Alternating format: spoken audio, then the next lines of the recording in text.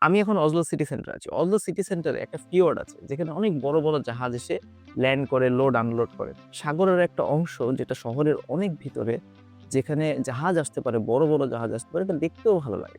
এটা দেখে আমার ক্যারিয়ার রিলেটেড একটা কথা মনে পড়ে গেল।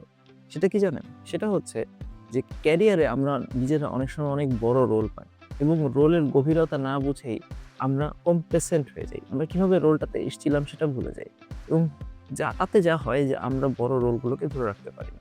এই বড় রোলটা আপনার নিজের অর্গানাইজেশনে হতে পারে, এটা অন্য অর্গানাইজেশনে হতে পারে, বড় কোনো পজিশনে হতে পারে, প্রমোশন পেয়ে হতে পারে, নানাভাবে হতে পারে। সো কিভাবে আমরা আমাদের এই বড় রোলগুলোকে ধরে রাখতে পারবো? কিভাবে আমরা আমাদের রোলেরকে জাস্টিস করতে পারবো? সেটা করার জন্য আপনাকে মনে রাখতে হবে কিভাবে আপনি এই রোলে এসছেন। এভাবে রোল আসার জন্য অবশ্যই আপনাকে অনেক স্কিল সেট আহরণ করতে হয়েছে। আপনাকে একটা বড় জাহাজ হতে হয়েছে। আপনাকে গভীর সমুদ্রে চলার জন্য রেডি হতে হয়েছে। অর্থাৎ আপনাকে অনেক ভ্যালু এড করতে হয়েছে।